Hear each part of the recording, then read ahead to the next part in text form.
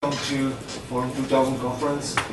My name is Marek Svoboda. I'm coming from People in Need, the NGO, and I have the great pleasure to welcome you here today at the panel titled Cuba, Public Space in a Closed Society. And the panel, I think, will be special for several reasons. First of all, as the title suggests, the main focus of this panel should be on what's going on in Cuba these days, because although when you take a look at Cuba from the political point of view, not much is changing. You still have the Castro brothers in place. You see some attempted reforms, but not really much is happening on that level. Where is, however, a lot happening is on the level of the society. So from my point of view, I think we can see a lot of changes, a lot of initiatives, and a lot of activities that I think would be unthinkable 5 years ago. I will go quickly because, as you can see, we have a live link directly from Cuba. So I will just quickly introduce the panelists. We have Tomáš Kovania, we have Regis Iglesias from Christian Liberation Movement. I will introduce the panelists later in more detail. And we have Pavla Honzová from People in Need, who's been running Cuban projects for a long time. I will not waste time now. We'll have opening presentations from the panelists, then I will try to leave as much space for questions as possible. For the questions, please use microphone because we will need it for the translation. And the other two reasons basically why this panel is special is first, that is dedicated to memory of Osvaldo Paya. Osvaldo Paya, if there was a person who could be called basically Cuban Václav Havel or something like that, then it was definitely Osvaldo Paya. Osvaldo Paya was a leading dissident. He was a great man. Unfortunately, as you are probably most of you aware, he died quite suspiciously died during a car crash this summer. And the last reason why this panel is very special is that, as you can see, we have a direct link from Cuba, and at the other half of the other end of the transmission are two very special people. It's Rosa Maria Paya.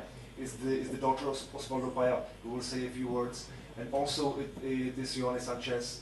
Ioane Sanchez, very efficient and productive and famous and blogger dissident. So I think this is quite a unique thing. I hope that the technical setup will not let us down. If it will, we will improvise. But for now, I will pass the word to Cuba, to Rosa Maria Paya.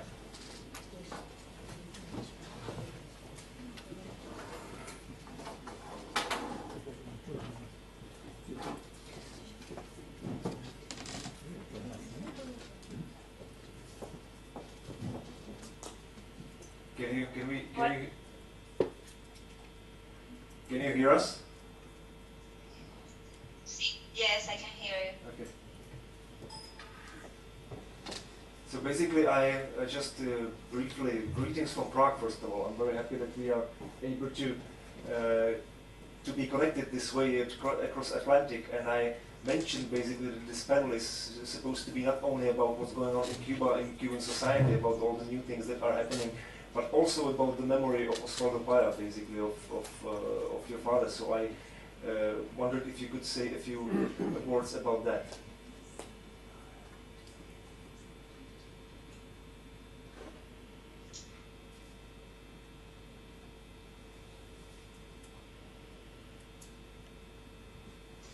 ¿Me escuchan bien?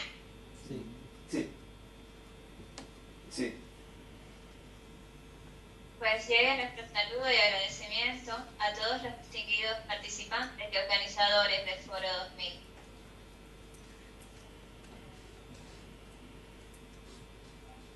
Mi padre dice que la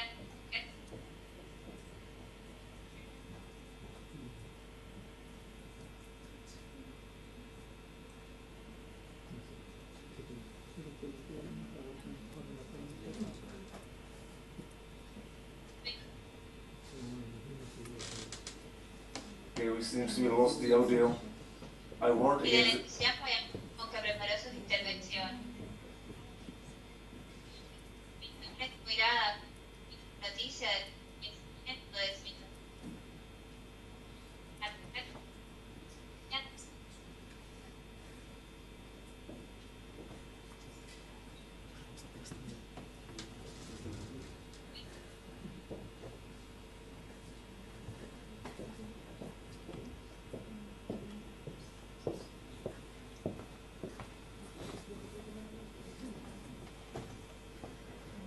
Okay, I don't know if you can still hear us, but we have lost the audio, so we cannot hear you right now.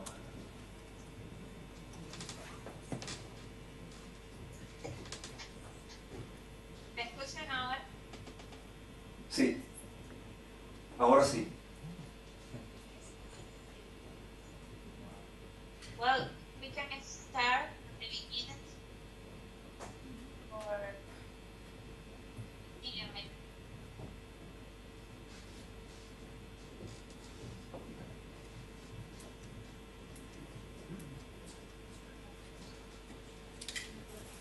Okay.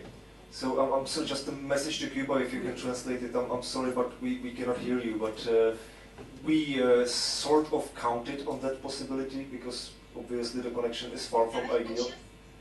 And ahora sí.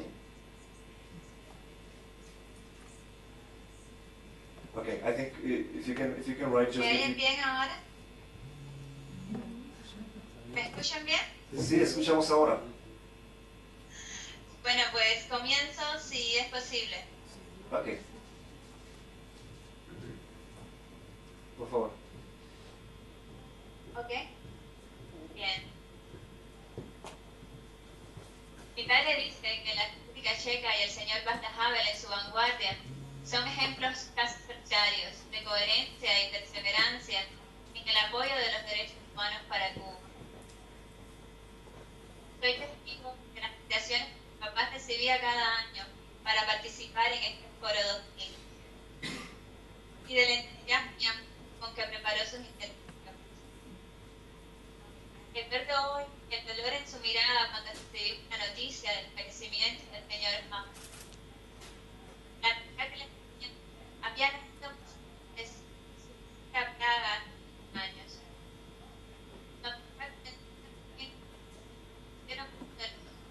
Comenzaron a mirar e interpretarse, por comprender sensaciones similares y por el amor activo que ambos profesaban por la libertad propia y la de los demás.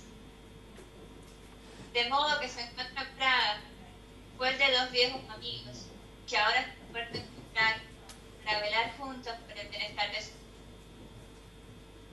mi familia y el Movimiento Cristiano Liberación agradecen profundamente esta invitación y todas las muestras de solidaridad y fraternidad que con motivo de la trágica muerte de mi padre y de Harold Cepero hemos recibido desde la Cancillería, la Iglesia y desde el pueblo checo. Tenemos razones para pensar que sus muertes no fueron accidentales y nos asiste el derecho a conocer la realidad sobre lo sucedido. Confiamos en la ayuda de todos los amantes de la vida en la verdad para aclarar lo que hasta hoy otros se obstinan en ocultar. Pedimos su apoyo en nuestra demanda para que se realice una investigación internacional independiente. Tiene que ser independiente del gobierno cubano, porque no podemos confiar en la versión que ofrecen los mismos que tantas veces amenazaron de muerte a mi padre y que hoy reprimen de manera violenta a los miembros de nuestro movimiento y de toda la oposición pacífica. No nos anima la sed de venganza, sino el convencimiento de que la verdad es camino y fundamento de paz y reconciliación.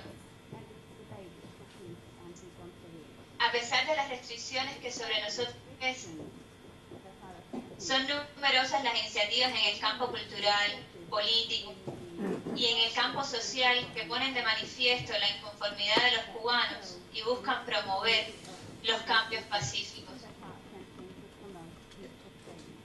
No tenemos libre acceso a los medios de difusión masiva. E Internet no es un derecho en nuestro país. Pero el movimiento democrático cubano, del que forman parte inseparable muchos exiliados, ha encontrado los medios para difundir su mensaje. También en las redes. Tenemos diversidad de estilos y de tendencias, pero estamos todos de acuerdo en lo fundamental. No escogimos, no podemos y no queremos vivir sin derechos. Nuestra estrategia está descrita en el Camino del Pueblo, documento que contiene los pasos y las demandas básicas que nuestro país necesita y que están suscritas por la mayor parte de la oposición pacífica y por muchos cubanos de buena voluntad. La solidaridad que esperamos de la comunidad internacional es el respaldo a estas demandas. El Movimiento Cristiano Liberación, junto a otras organizaciones e individuos, lleva adelante la campaña por el proyecto Heredia. Se inserta en el Camino del Pueblo y es una iniciativa para que en la ley y en la práctica se respeten algunos derechos, entre los que se encuentran el acceso libre e igual a Internet y el cese de toda práctica discriminatoria contra los ciudadanos por sus opiniones políticas o creencias religiosas. El texto circula mano a mano y en muchas ocasiones clandestinamente, porque el gobierno persigue a los activistas y porque en Cuba todavía la mayoría de los ciudadanos no poseen una computadora en sus hogares. Y en consecuencia, el encuentro personal es la forma más efectiva para que el mensaje y la oportunidad de participación lleguen a todos. Nuestra campaña va de persona a persona y de boca en boca, pero no exclusivamente, pues el mensaje de liberación tiene otros difusores, las redes sociales y todas las bondades que las nuevas tecnologías ofrecen son instrumentos útiles para la libertad, aunque lleguen solo a un reducido número de cubanos. La información que sale de nuestra isla luego retorna y alcanza a una mayor cantidad de personas. Podemos decir que el movimiento democrático cubano se enriquece hoy con la participación de los actores del mundo virtual, muchos de ellos suscriptores del Camino del Pueblo. Desde Cuba, queda abierto este panel, espacio público en una sociedad cercana. Conscientes de que los medios no son el fin en sí mismos, pero son herramientas fundamentales en la lucha de nuestro pueblo. El fin, nuestro objetivo, es la democracia. Para el Dios nos acompaña a todos. Muchas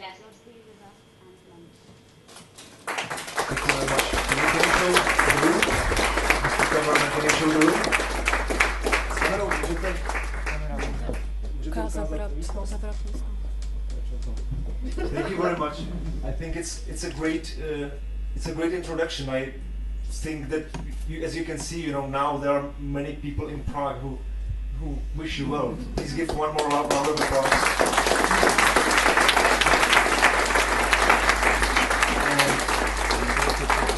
It's amazing. I think, speaking for myself, I have a tremendous amount of respect for your father and the Cuban dissidents in general, and it's quite amazing actually to see how fully you carry on. So we wish you all well from Prague, and keep on. It will get better, I believe. And gracias. Muchas gracias, José. Para que continuará la entre Cuba y República Checa. Así comparan a mí, Cuba y Baja. Muchas gracias. Thanks to you too. And so now it's time to switch to the other, let's say, remote panelist. Hopefully, we saw that the connection works quite well, which I think by itself is a small miracle, because those of you who know how internet works or doesn't work in Cuba, it's been great so far, not only in terms of content but also on technical side. So now we are trying to switch to Yoni Sanchez.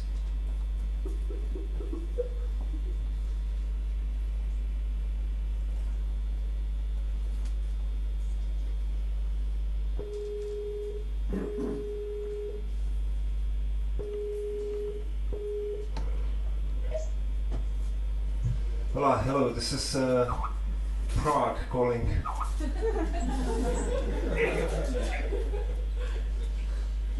Sí, buenas tardes para todos.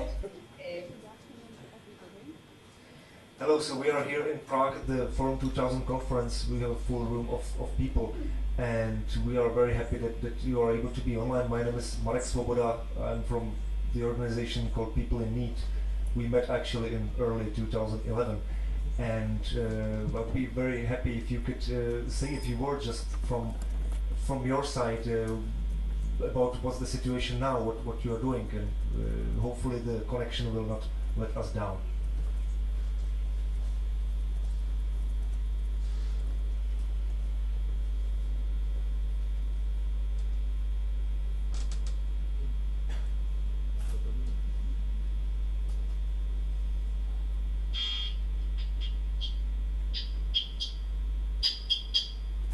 Sí, buenas tardes.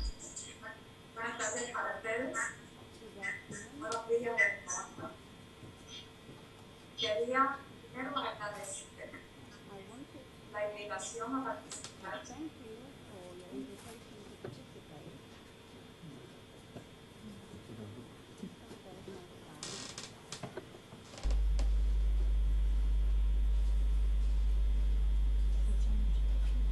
Thank you. So I don't know if we can hear each other. Can you hear us?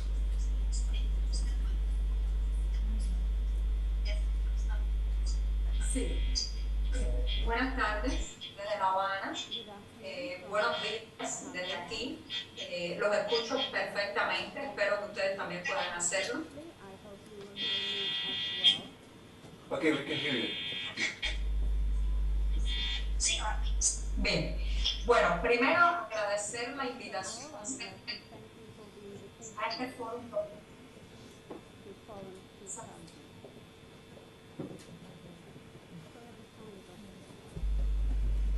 Okay, so it seems the rule that the beginning of the connection is wrong. Can we hear us now? Sí, yo lo escucho perfectamente. Okay, we hear always the introduction and then it gets lost. So we're very happy to have you here, and could you please start over and hopefully the connection will hold.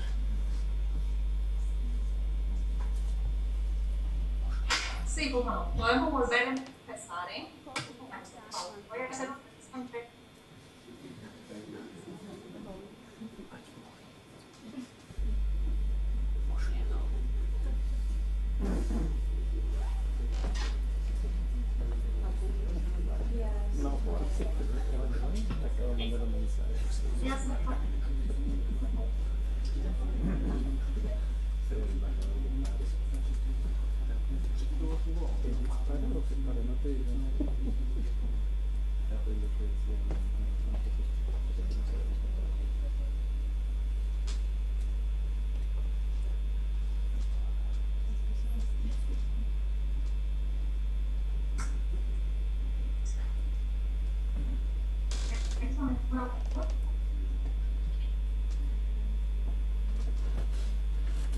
Can we hear? ¿Verdad? ¿Me escuchan mejor ahora? Sí, parece mejor. Está bien. Bueno, comenzamos con... Okay, gracias.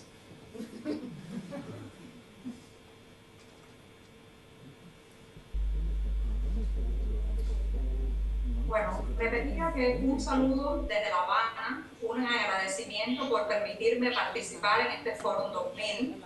Quiero enviar un abrazo desde Cuba a todos los participantes, a todos los interesados en la temática de esta isla, también a todos los participantes cubanos que puedan estar allí. Un abrazo solidario a mis patriotas. Un saludo también a Rosa María Payán, que sé que tuvo una intervención anterior a la mía. Mi solidaridad con todos los que están allí. Y bueno, pues voy a proceder a contarles un poco los avatares, preguntas, expresiones y personales.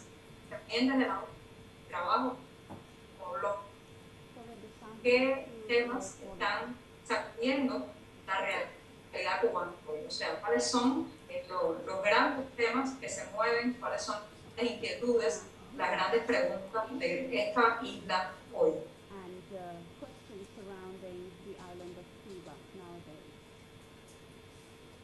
Sé que la temática del panel es una temática que tiene que ver con los medios de información.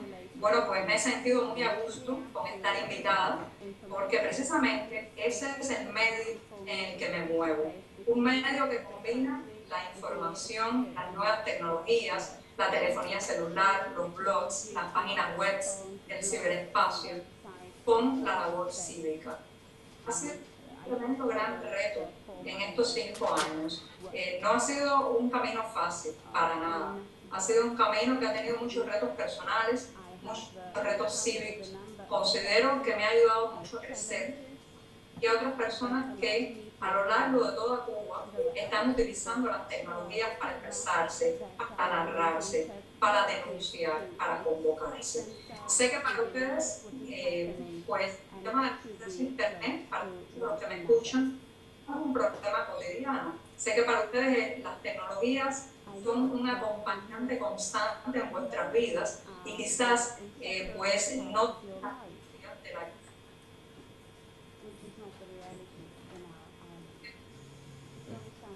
de Cuba, tenemos obstáculos a la hora de expresarnos nuestra voz, encuentra un espacio en esa gran telaraña. Tenemos el obstáculo, las limitaciones que todos conocen. Y por otro, el obstáculo de la censura. Las limitaciones materiales se puede vencer. Es difícil. El obstáculo de la censura es muy difícil. La penalización al que piensa diferente. La penalización al que utiliza las nuevas tecnologías, los celulares, páginas web, y pantalla que expresar una inconformidad con esto crítico. Aunque ni los móviles ni las van a traer la democracia, sí sé que ellos van a ser elementos muy importantes en la catálisis del proceso social que llevar a esa democracia. Y es cuando comencé a hacer encontré escepticismo, muy contra todos esos elementos de la modernidad. Y ahora tengo las personas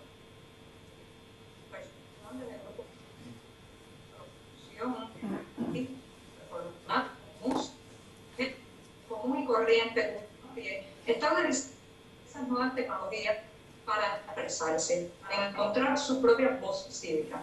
Y sé que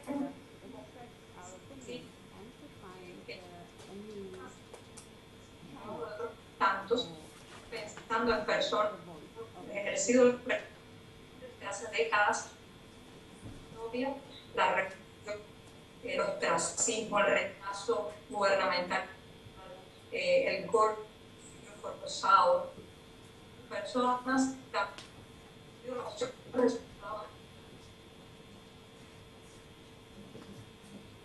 víctimas de la violencia, del control, acoso a su familia civil. El que me quede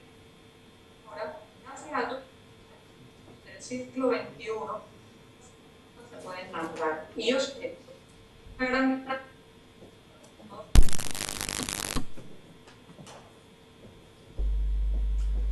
Oh, I'm sorry, we lost you again, audio. But you can still hear us?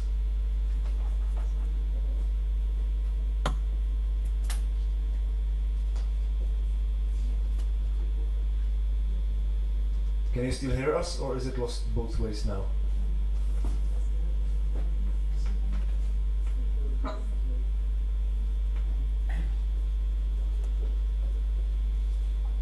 Okay, we cannot hear your voice, unfortunately.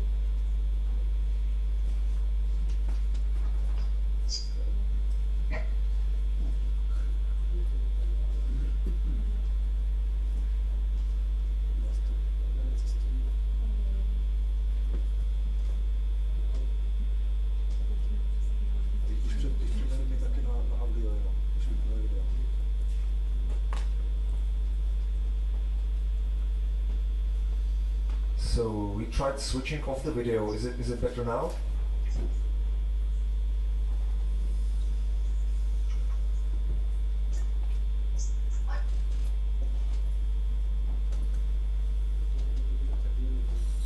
So can we hear each other? Oh. Sí, lo escucho.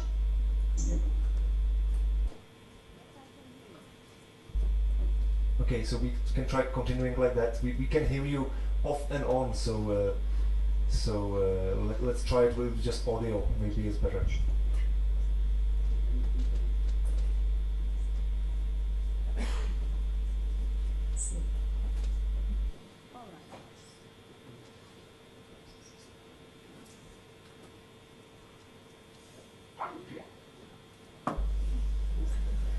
All right, so this goes a little worse than the previous one, but I think like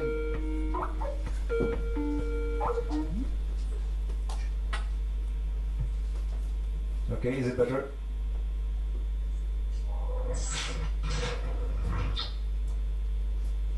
Is it better?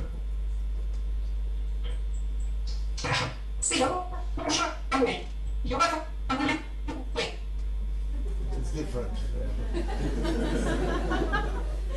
We can still we can hear you are there, but we cannot really. The connection is really bad on our side.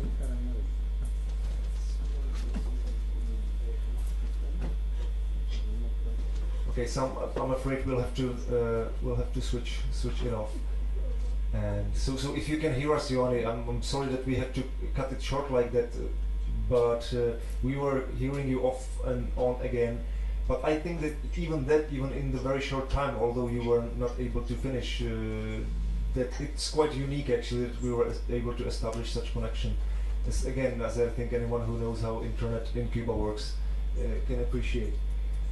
So maybe because we were expecting this thing to we have pre-recorded, because we have expected this might happen. We have a pre-recorded message from Ioanni as well, right? And we can see, maybe now for the sake of the discussion, let's move on to the other panelists and let's keep it to the very end where we can play Ioanni's message again. Jaký dlouhý je na ten message? Máme ještě tu, to má 5 minut. Prosím, zhruba 5 minut.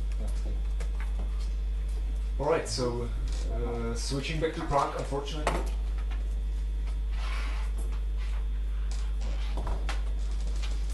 Switching back to Prague, so be it a contribution or be it a proof of the quality of from what the little we heard from Ioanni Sanchez was that how new media are important and how it's not easy in Cuba to get to independent information. So be this a proof of what she had in mind, basically. But I'm excited because it's not. It might be probably the first video link I have seen in person from Cuba.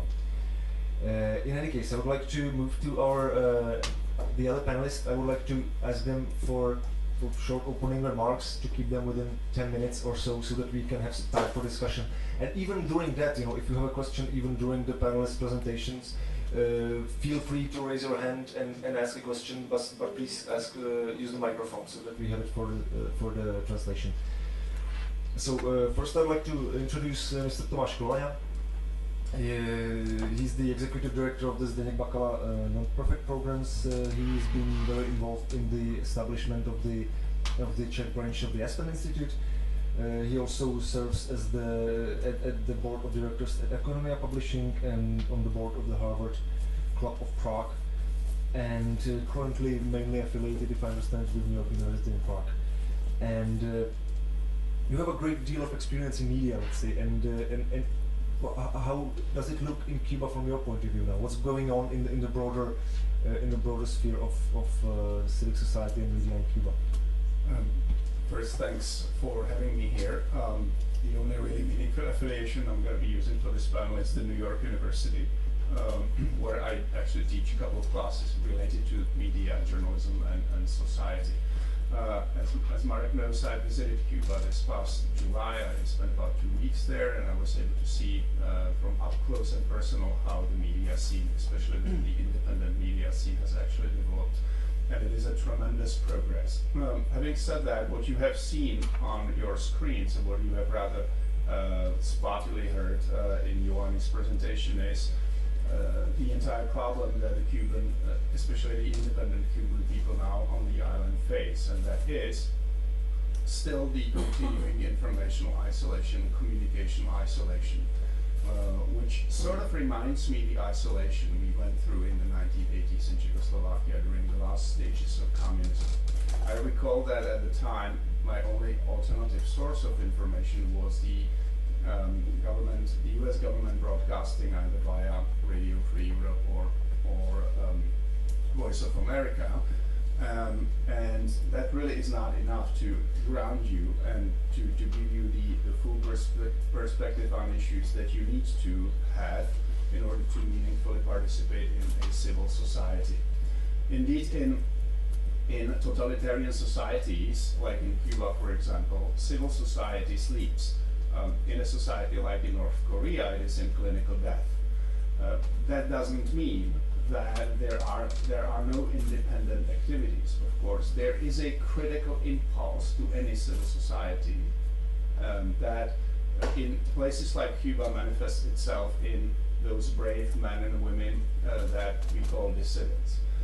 In the last few years, certainly after the Black Spring of 2003, when people were sort of expecting that independent activity was squashed for a long time, exactly the opposite happened. There now is in Cuba a tremendous groundswell of independent activities in the media, mostly in blogging, community newspapers, independent sort of people who serve like independent journalists for their communities and also even like beyond provinces in Cuba. But of course this informational isolation is a big obstacle. Just to give you an example, you can only access the internet if you don't work for the government in some special positions,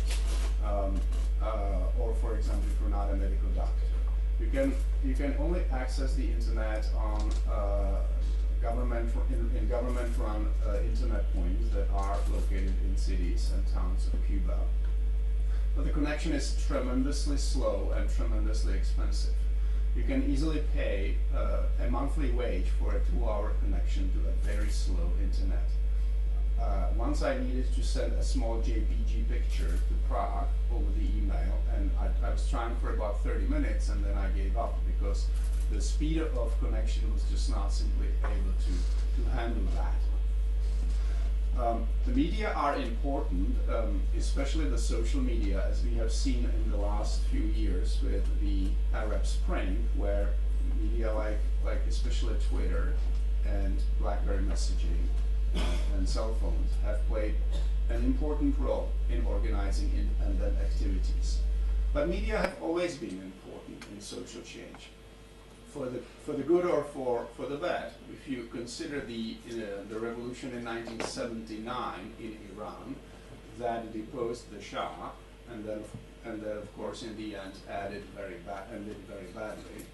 That revolution was dubbed as the audio cassette revolution.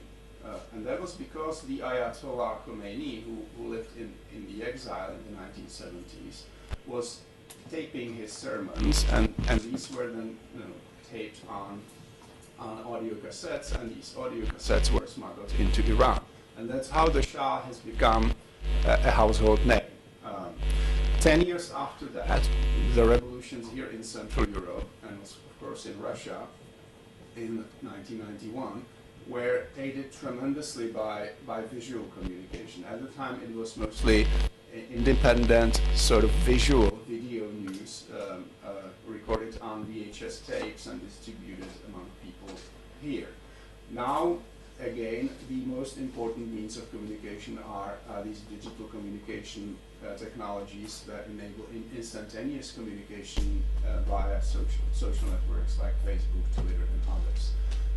But that's not what really is the driving force of any kind of social change, because if you do not have that connected with a real on-the-ground commitment of people who are committed to organizing, you only get the sort of astroturf, superficial, lazy activism that occasionally we see on Facebook that does not really have that support of the civil society.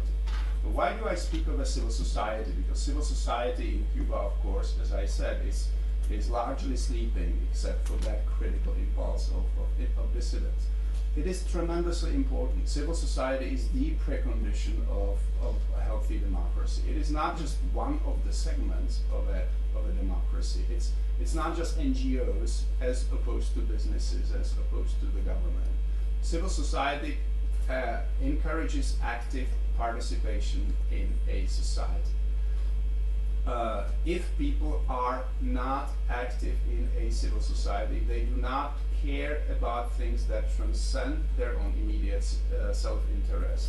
Even in a democracy, we can see a democracy without the democrats. And that's what we have been seeing here in this country for a long time. And it is only changing in the last several years, during which civil society is actually seriously waking up and is providing for the clash of ideas, the clash of various interests, and in that gives people a sense of ownership of a democracy.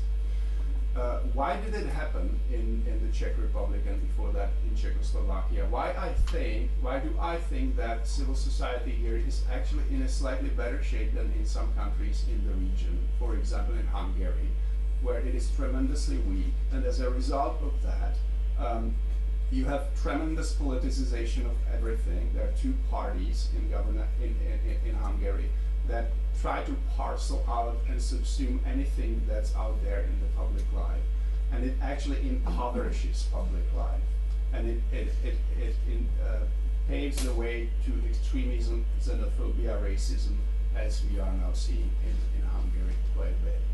Why do I think that despite all those problems with corruption and mismanagement and other problems, we in Czech Republic actually are better off? I think that's one of the reasons is that the revolution in 1989 was sort of spearheaded by an embryo of civil society.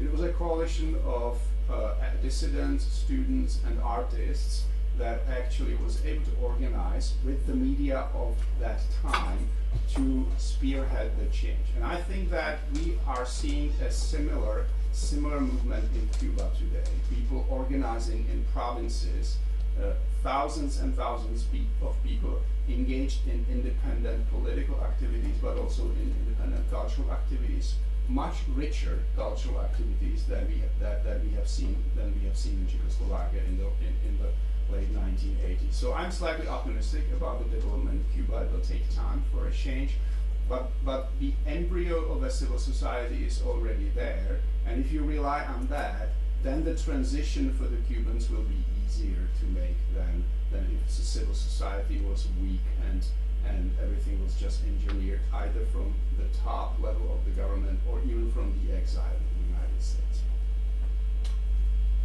Thank you very much. I think you made a number of very, very important points that I would agree with the point that indeed it's people organizing in the provinces and pretty much organically on the low level, and also about the role of media that usually plays in that, and that I would also agree with the point that that what we are seeing in Cuba now already. Cuba, that is basically an old school totalitarian regime. It's not one of the new authoritarians that are much smarter. The repression is much more selective. It's much more difficult to pinpoint. Cuba is pretty much, I would say, old school regime, not unlike in some ways to what we had here in the 80s. And by that comparison, as you noted, I would agree that basically the civic society there is already farther ahead than it was here. Whatever the reasons might be, of course, it's a different time and a different region and everything, but I think those are very important points. And with that, I would like to pass the floor to Mr. Regis Iglesias, who has a very, I think, unique point of view. Regis is a member of Christian Liberation Movement since 1989. He has been acting as its spokesman since 1996 and member of the Coordinating Council, and he was actually one of the 75 dissidents arrested during the so-called Black Spring in March 2003, and he was sentenced to 18 years in prison. And he was able to get out of the jail in 2010, and he was, as there was a political deal for a number of such prisoners, he was immediately expelled with the family to Spain, and he lives in Madrid today, and he continues his work as long distance, let's say. So, and I think that from that point of view, it's your perspective is unique. You are not only someone who is a very much insider of the Cuban dissident movement. You've been a journalist as well, but also someone who's able to see it from a bit of a distance now. So how do you see what is going on in Cuban civil society? What is going on in let's say public space in a closed society, as is the title of the panel? What is happening? And also from point of view those in Europe, yours and also ours, what can be done? What can be, how it can be helped?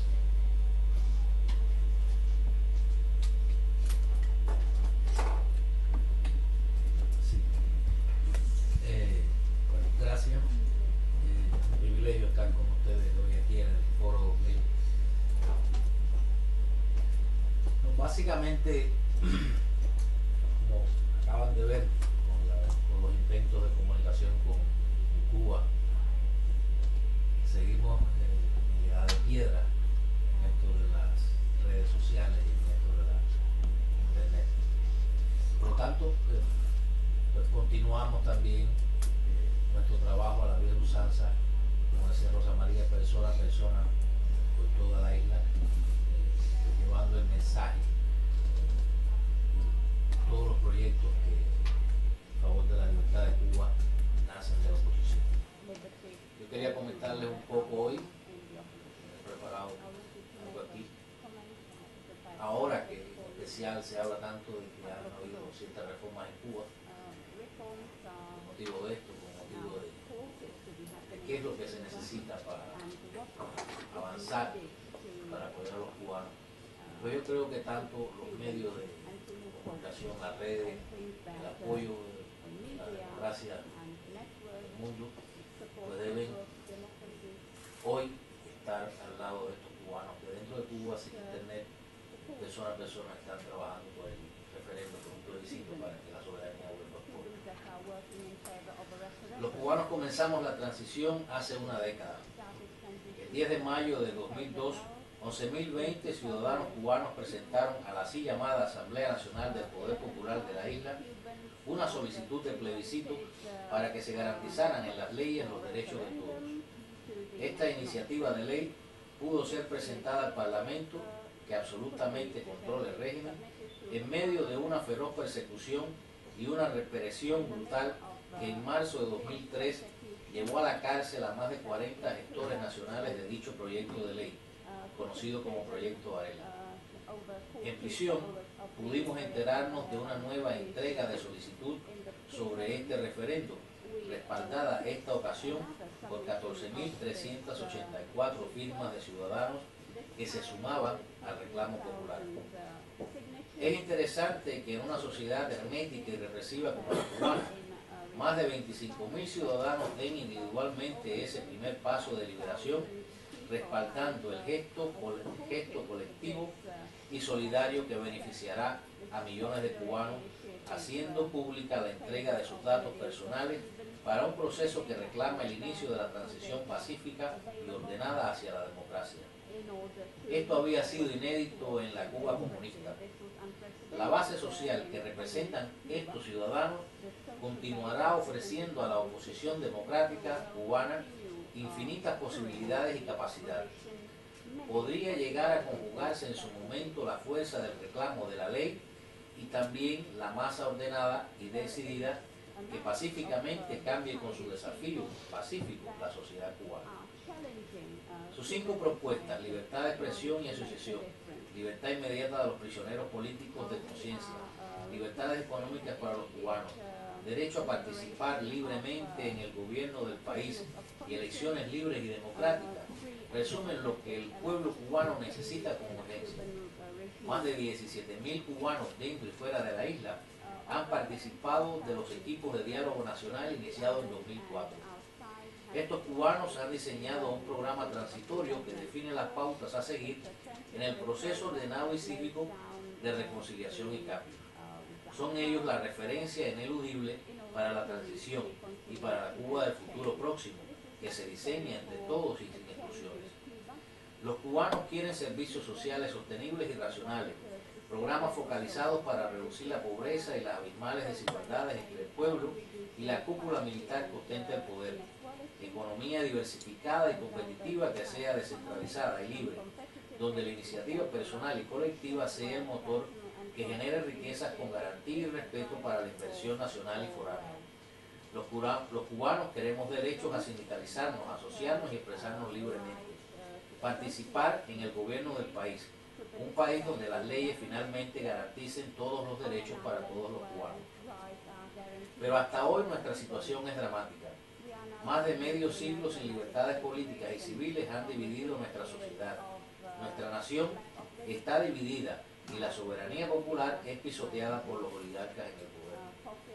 Hoy miles de compatriotas nuestros dentro de la isla están apoyando el camino del pueblo, que es la respuesta de los demócratas cubanos a los intentos de cambio-fraude, de continuismo legitimado que la Junta Económico-Militar de la isla intenta vender al mundo como supuesta reforma. Ninguno de ellos, compañeros de lucha, puede hoy estar aquí como nosotros, porque el régimen cubano no le permite salir de su propio país. Los cambios fraudes que anuncia el régimen cubano no incluyen todos los derechos para todos los cubanos. No puedo dejar de mencionar a ustedes los recientes asesinatos de los líderes opositores Harold Cefero y Osvaldo Payá, por quienes no descansaremos hasta que la verdad sobre sus muertes sea conocida, e instamos a la comunidad internacional a que apoye una investigación independiente que finalmente reconozca el crimen. El régimen intenta encubrir las trazas de su delito y extorsiona a los testigos y a las naciones europeas para que el silencio, el olvido o la mentira sobre la verdad se establezca. Nosotros no nos someteremos al engaño. Nosotros tenemos el compromiso de honrar la memoria querida de nuestros mártires y exigiremos que la verdad sea reconocida. Contamos para esto con el apoyo solidario de ustedes, que miran a Cuba y solo ven allí un pueblo sin derechos, cansado de su propio cansancio y quiere ser libre. Pero algunos miran a Cuba y por sobre todo ven sus propios intereses egoístas y pactan con la tiranía. Con la decisión de los cubanos y la solidaridad de todos los hombres y mujeres de buena voluntad del mundo, la justicia llegará algún día a nuestra amada tierra cubana. Nuestra nación renacerá y libres se reconciliarán todos los cubanos cansados de tanto despotismo y odio. Necesitamos que nuestros amigos demócratas de todo el mundo estén con nosotros ahora, que su compromiso esté del lado del pueblo cubano que sufre y no tiene derecho. Quería compartir esto con ustedes. Este es el texto de la declaración El Camino del Pueblo, que está firmada por más de 1000 líderes y activistas dentro de la isla. Es la respuesta de la oposición, que sí existe y que sí tiene en proyecto, a los cambios fraudes que el régimen está intentando hacer. Y este proyecto es una revista digital que los jóvenes del Movimiento Cristiano de Liberación, Rosa María Payá entre ellos, está pues lanzando al mundo nosotros fuera de Cuba podemos imprimirla y pues esto es parte también del esfuerzo del Movimiento Cristiano de Liberación, no solo de llegar persona a persona por toda la isla, sino también utilizando los medios de comunicación, las redes sociales.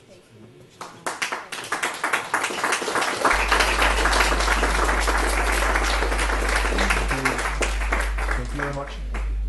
I'm sorry for technical reasons I missed the very last part, so I hope you just didn't say it. But I wanted to ask one more question. Basically, at Forum 2000 in Europe, you live in Europe, especially here, it's the participants of Forum 2000 are relatively mixed bag of people. You can get people who are somehow already involved in media, business, or in democracy support, or just students, or academics, or business professionals.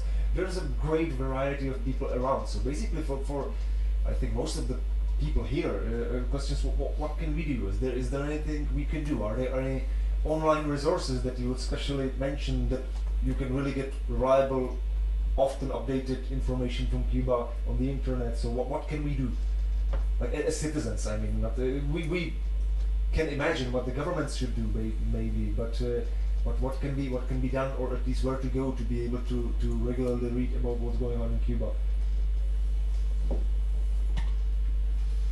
Bueno, yo creo que fundamentalmente la solidaridad debe ser promoviendo estas iniciativas que desde dentro de Cuba, visto con mucho esfuerzo, en medio de una situación precaria, los activistas de derechos humanos y la oposición están llevando a cabo. Por ejemplo, cuando se habla de que 1.200 líderes y activistas dentro de Cuba están respondiendo al régimen a estos intentos de cambio fraude que con tanto bombo y platillo se anuncia al mundo.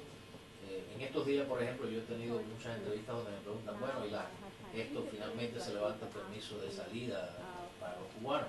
Pues yo creo que los medios, los amigos que no son ya el gobierno, sino que son la sociedad civil en los países democráticos, pueden dar esta respuesta, pueden en sus artículos, en sus crónicas, en sus opiniones, puede decir el régimen cubano parar de tener este cambio fraude desde el punto de vista mediático, porque desde el punto de vista mediático lo que dice el gobierno cubano es inmediatamente, pues, le da la vuelta al mundo y se crea un estado de opinión erróneo de lo que está sucediendo en Cuba. Yo creo que la sociedad civil de los países democráticos pues debe promover lo que está sucediendo dentro de Cuba, promover la opinión de los activistas que están dentro de Cuba y la lucha que están desarrollando dentro de Cuba, porque decir que no hay cambios, son derechos, que es como decimos nosotros, pues es algo que también nuestros amigos que no son gobiernos pueden repetirlo, y cuando salga el régimen anunciando uno de estos medidas fraudulentas para engañar a la opinión pública, puede decir, esto no significa un cambio es apoyar el proyecto Varela, como están el proyecto Heredia, la ley de reencuentro nacional, como están apoyando dentro de Cuba miles de ciudadanos, que sí da derecho, sí reclama el derecho de entrar y salir libremente de su país a los cubanos, y que sí elimina todas las trabas y todas las leyes absurdas que la tiranía mantiene. Gracias. And last but not least, it's slightly impolite to leave the woman as the last, but we've known each other for a while, so I hope she forgives. Pavla Holcová, basically, we have been colleagues for a number of years at People in Need, and you have been basically, for a number of years, you have been active in the direct implementation of working with journalists in Cuba. And I think, obviously, leaving this up to you, but I think that especially in this so specifically offline country, I think that there have been, to me, quite incredible and creative ways how actually people who decide to be journalists and kind of spread information around, information different than is the official Granma magazine, which I don't know how many of you know it, but it's quite amazing reading. It's the Cuban mythology is not so broad, actually. It consists of Fidel Castro, Jose Marti, Che Guevara, Camilo Cienfuegos, perhaps. So you have these four main elements, and Granma is a daily. You can see them, every day. There's 2 or 3 of them. So it's like it's fascinating to me. It's honestly fascinating that you can have a daily that's running for decades and decades and decades and basically consists of the same information. So in this is the landscape where some people decided to be independent journalists and spread independent information, and they have been coming up with great and innovative ways, and Pavla is perhaps one of the best placed in the Czech Republic to talk about it. So please. Hello.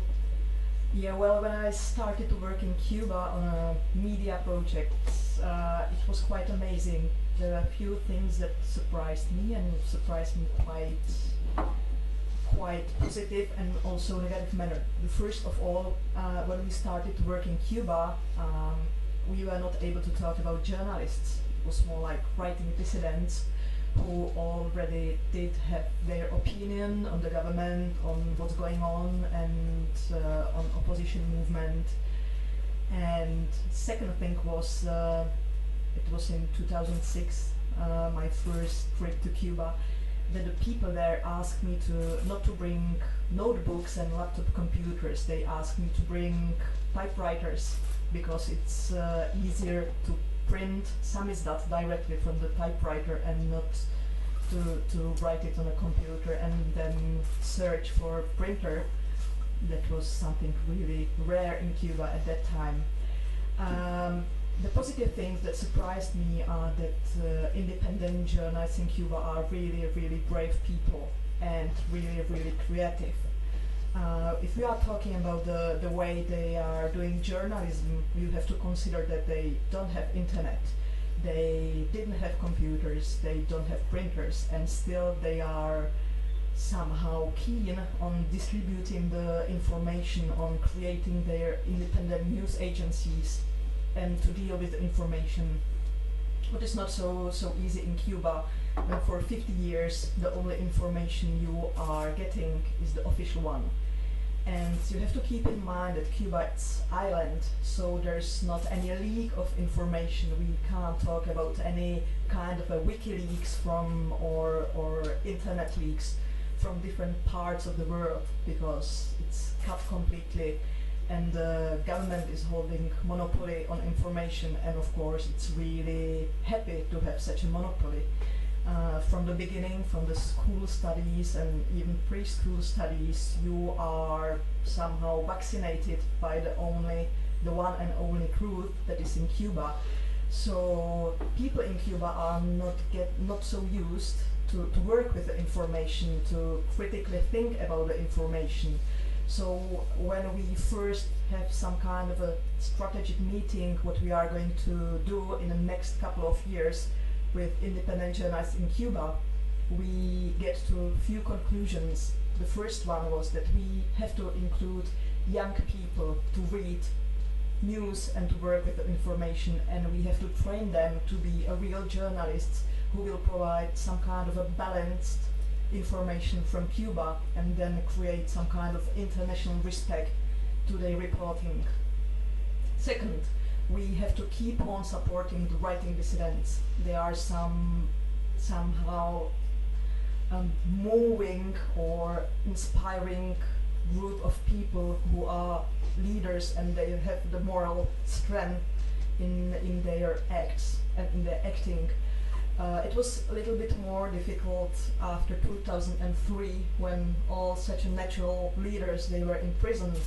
So we had to start again, not exactly from the scrap, but in building the capacity of the new leaders. And another thing was that we need to train the independent journalists to work with the technical equipment. In 2006, possession of cell phones and computers was still illegal in Cuba. So first we had to just get the notion that such a technical equipment is very useful, and how to use it, and how to use it in a safe way. What means to start from how to create the secure password for your computer, how to voicemail, how to send messages. Recently, if we look into Cuba, the situation changed in the last 2 years. Young people are more and more active, and even if they are not really into creating political parties, they are very keen on cultural things, on easy reporting, and even the serious balance and internationally recognized reporting, what really makes me happy. And still we have really interesting media projects directly from Cuba. Sometimes in remote areas in the east it's more like news agency, community built-in, when you can find information really for daily life, not a really political analysis, up to news agencies, they are focused on social photography, up to news agencies who are dealing with cultural things, monitoring of human rights. So yes, the situation in Cuba is changing, and it's becoming, the independent journalists are becoming really vital part of civil society in Cuba, and yeah, let's hope it will change soon even more. Thank you.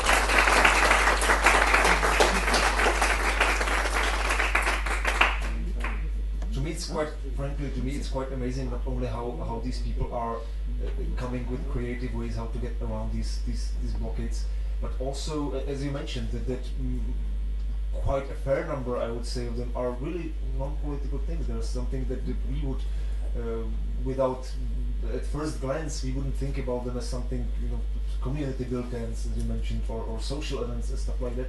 And it's only because we have forgotten, I think, but just how rare, something that might seem so obvious to us, how rare it is actually in contemporary Cuba, especially in the rural regions.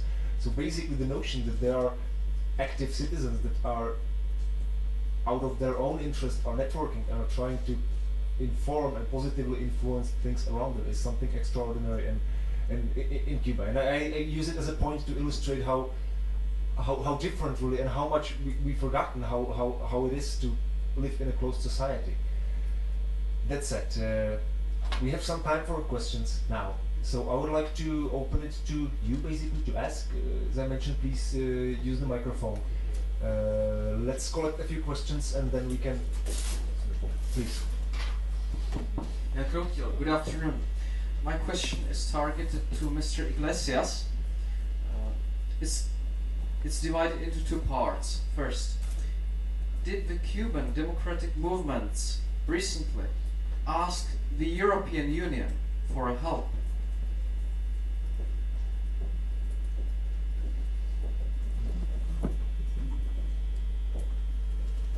Can you ask both and then we call it a couple of questions? And the second part is, if they did, what was the reaction? What was the effect? What was the response of the European Union institutions? Thank you. Okay. Can we take some more, two more questions if there are any? Please. Okay. Please. I do my speech in Spanish, okay? Sure. Thank you. Me llamo Pablo Guerrero, vengo de Quito, Ecuador, soy un perseguido político, de hecho vivo en Praga, soy un asilado político de la República Checa y me solidarizo con el pueblo cubano. Sorry, the microphone is switched off or something. Decía que me llamo Pablo Guerrero Martínez, vengo de Ecuador, soy un asilado político en este país y quiero saludar al pueblo de Cuba por intermedio de Reyes que nos ha hecho una intervención. Y quiero ir un poco más al fondo del tema de media y democracia, establecer la naturaleza de la palabra. ¿Qué está pasando en nuestros países como Venezuela, como Ecuador, como Bolivia, con el modelo de Cuba, que de hecho es un modelo antiguo del totalitarismo? Que la palabra está considerada como un bien público, está considerada como un hecho público, y al ser un bien público puede ser administrado por quien maneje el Estado, los gobiernos.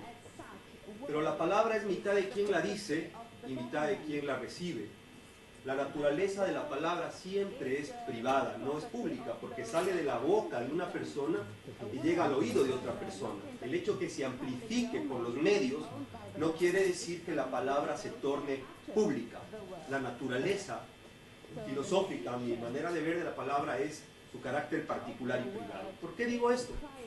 porque he visto que ustedes en las alocuciones han apostado a que va a encontrar un mayor nivel de liberación el pueblo de Cuba cuando se extienda los medios online, los medios digitales.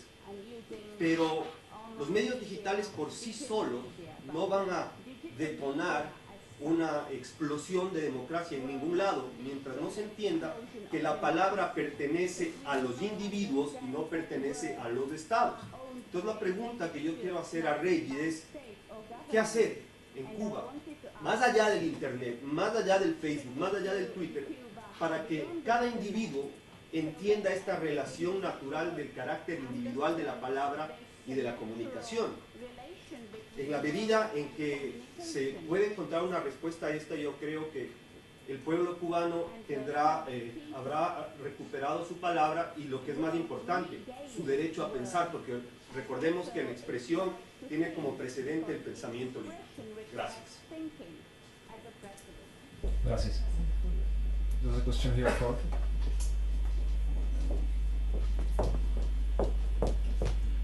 Hola, gracias. ¿Funciona? ¿Sí? Sí. Está bien. Me encanta el panel, y como soy un antiguo disidente, antiguo argentino, ¿no? Realmente apoyo a los disidentes, no importa la causa, ¿no? Creo que siempre tiene que haberlos. Y como periodista, por supuesto, no me gusta la censura, ni la autocensura, ni nada por el estilo. Pero tengo una pregunta en relación a los nuevos medios de comunicación, Facebook, Internet, etcétera, etcétera. Regis, Marek. Sì. Vypadá mi ako Karel Gott. Regis, Marek o Tomás, Upala, ¿qué pasaría, no? Porque creo que hay un bloqueo, digamos, a que crezcan los medios de Internet en Cuba, y ese bloqueo. ¿Qué pasaría, digamos, si se levanta el bloqueo simplemente para los medios de comunicación? Si Cuba puede usar más satélite, si puede importar más computadoras, etcétera, etcétera, más software. Es decir, ¿es posible eso? Y eso puede llegar a producir un gran movimiento dentro de Cuba. ¿Está relacionado con el bloqueo o no? Yo no lo sé, por eso les pregunto a ustedes, que son los especialistas, ¿no? Y vuelvo a felicitarlos de nuevo, me encanta.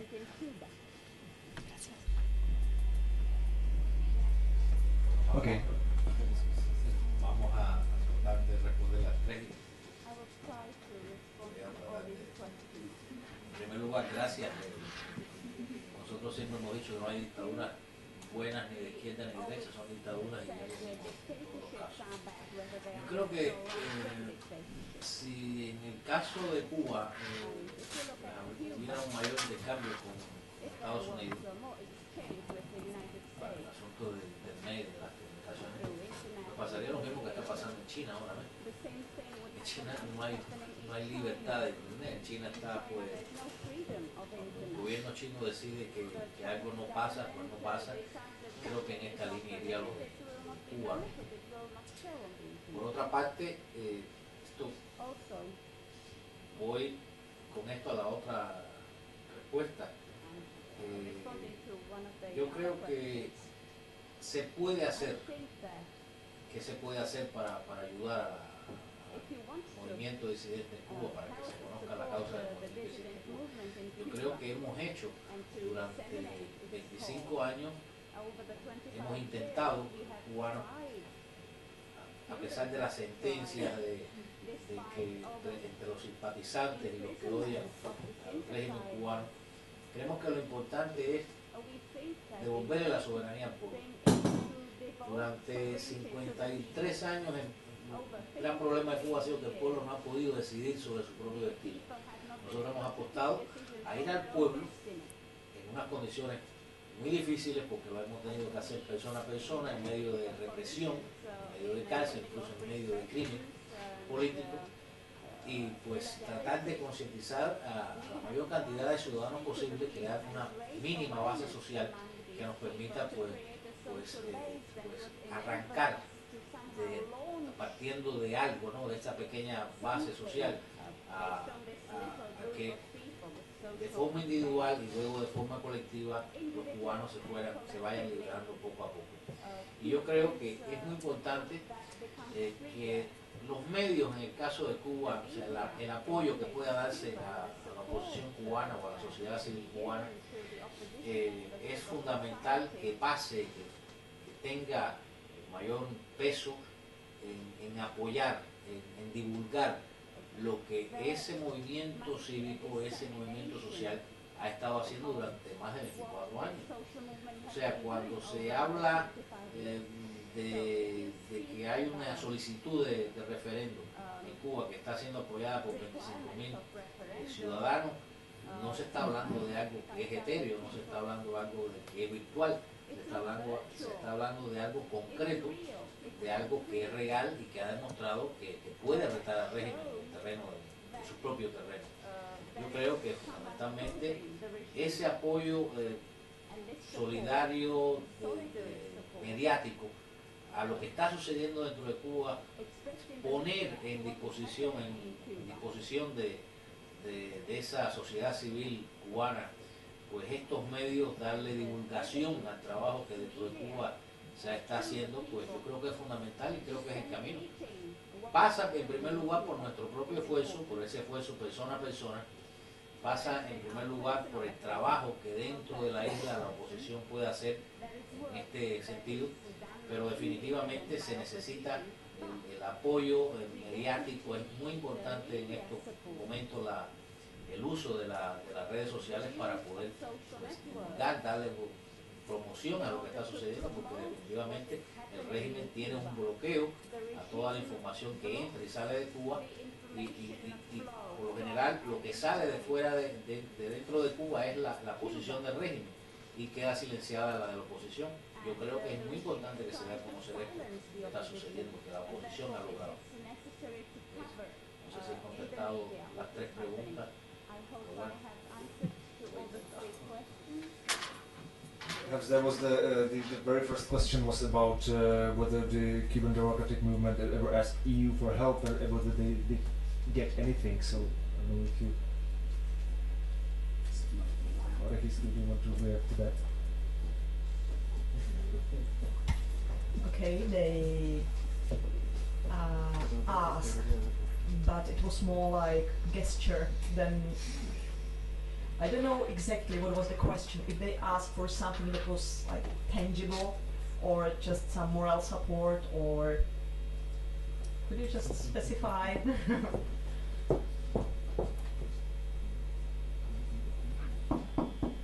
Works. Well, if the movements ask for any kind of help, financial or advisory, if they asked, for example, the European Commission, who has its own department which is called External Relations, but it was not targeted to only that European institution. Means help in terms of finance, in terms of internet publications, and any other kind. Yeah, That's it. They did, and well, I will ask probably two questions in one answer, and that's if we are talking about common position, that was the gesture after the crackdown on dissidents or opposition movement during the so-called Black Spring. There was the joint statement of EU that is called common position, and it was a kind of a embargo to Cuba. It was more like gesture, because still the economic ties stayed on a high level, but still it was a gesture that showed to opposition in Cuba that we do care and we are following your cases. And second is, if we are talking about money and more tangible help, they are usually, the opposition movement in Cuba, they are usually asking the people they know if they need something in particular, like we need more computers, we need more money for our campaign, we need such a kind of a training. They ask people they know and NGOs they know. We've got a network of NGOs working in Cuba, doing programs in Cuba that is called Cuba Europe NGO Network, what is not really a creative name, but it works. And we coordinate the support, so if one from the opposition movement is asking for something, we coordinate the help, because we find it more effective and efficient. So to sum up, the EU institutions did not take any action They It's just really, submitted you know, a written material. You know, Is that Cuba right? is really sensitive case if you are talking about the European institutions. It's not only because of the Spain, and it's not only because of the Czech Republic, who are representing probably the most radical attitudes towards Cuba. It's also for the rest of the country, of the European Union. Sorry, it's not so you know, it's really sensitive. And even if you are asking for the European money to have a project in Cuba, it's such a sensitive issue. They would not deny you, but they wouldn't give you the money. I think it's a good question to be raised at the European House. So we would like to raise the hand. You know, from our point of view, being an NGO with a relatively clear point of view, it's just yeah, well, European Union should do more about human rights in Cuba. There are hundreds of people being arrested every month. So, but I think that the question is relatively broad. Thank you, Mrs. Holzer. Okay. If I may add one more thing, that basically you can see bits and pieces being done by the European Union, which means so for example the Sakharov Human Rights Award in 2010, I think it was awarded to Guillermo Fariñas, a Cuban dissident. So it is like something that somewhat they was able to push through in the European Union. You have a let's say pro-democracy group of members of the European Parliament, but for the European Union as such, it's not, you know, the points of view are very different. I'd also like to mention one point that I liked that I think was very similar in the second and the third question, was basically digital media don't lead to explosion of democracy, and what's going to happen if the communication all of a sudden is free? So will it happen some sort of breakthrough?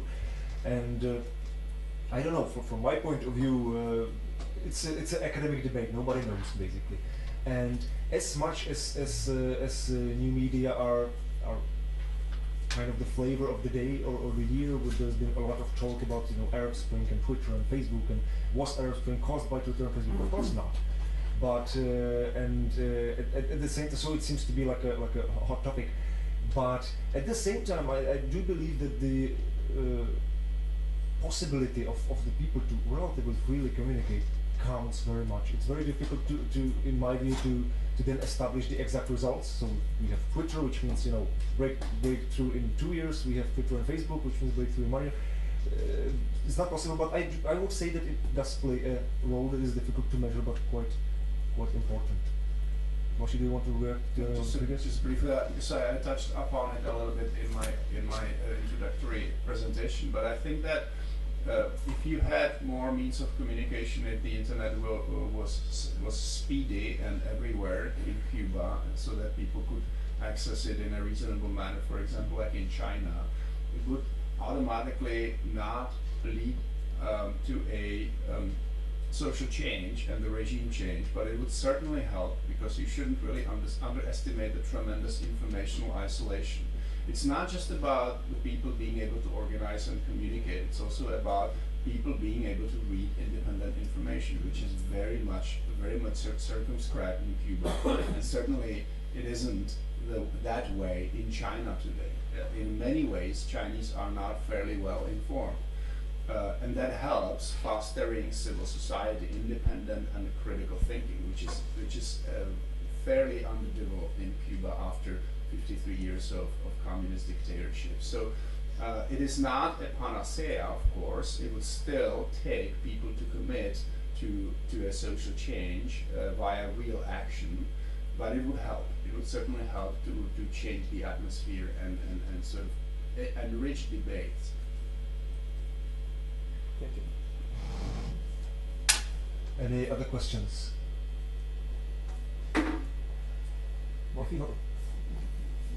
It's quite an interesting topic.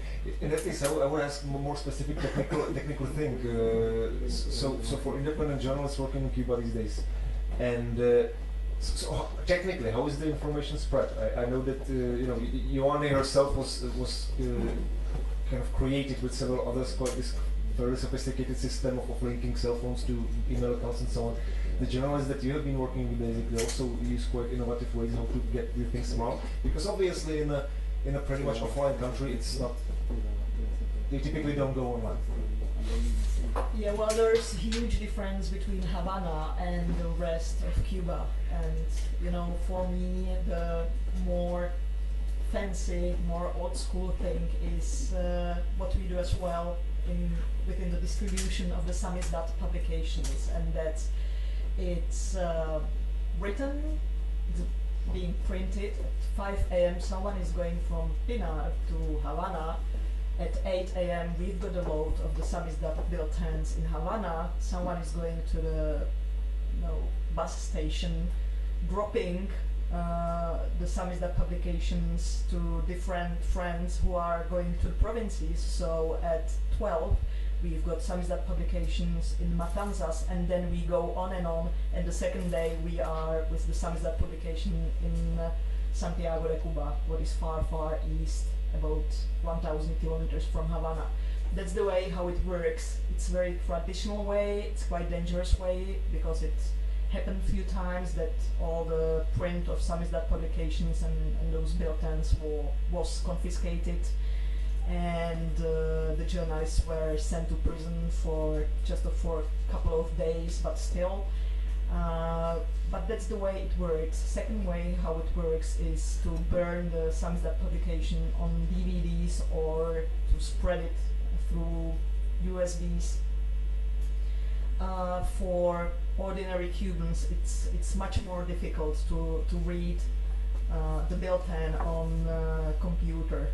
So the USB or the DVD, it's a kind of a you have to be really active to get to this kind of information. So the printed version is much more popular, and our estimation is that every piece of this samizdat publication is spread by 10 Cuban families. We estimate that it would be more popular, but then after 10 readings or 10 family readings, you can't read it anymore because it's destroyed. Another, what is more popular in Havana, where you have a kind of a connection if you know someone who has permanent residency and has at least some internet access, is to connect time to time to connect to his or her account, and then you can send the articles only as attachment to someone who is in Europe, USA, or anywhere in the world, to put it on your web page, to put it on your blog. And that's probably the most visible way how to get information out of Cuba. You probably know the blog of Joanny Sanchez that is called Generation Y or Generación Y, and it has many translations. You can read it in many languages, and its popularity it's huge. It's not only because she's not really writing the comments or commentaries to what's going on in Cuba regarding the political situation. She's writing short stories from her life, what at the end has much bigger impact than any long academic studies of what's going on. I think that's a great point. And what I was actually surprised positively by when I was in Cuba is the extent that independent journalists and bloggers are focused on social issues. There are many people now in provinces that are trying to do that. They have either their own blogs or they have community bulletins. But there's not just Joanny Sanchez, there are other people who actually have their blogs even translated to many languages, so you can access them now from here. And the journalism focused on social issues is really about the basics. Cuba is a tremendously poor country. It's one of the poorest countries in the world, which is an irony because the regime, of course, as it was introduced 53 years ago, was based on social movement. Right? They were trying to make, or they were claiming that they were trying to move Cuba ahead on social issues. Now, of course, all these independent journalists in the provinces focusing on social issues, on how life really is for people. In many places they have difficulties accessing clean water. They're being beaten by police just asking for basic social social contributions to their salaries, to which some of those have rights, and yet if they are not politically obedient, they are denied these contributions. This past summer, Cuba has witnessed an outbreak of cholera, especially in the eastern provinces. But good information about the outbreak of cholera was really difficult to get in Cuba, and this, in many ways, was a matter of life and death. Hundreds of people died during this outbreak.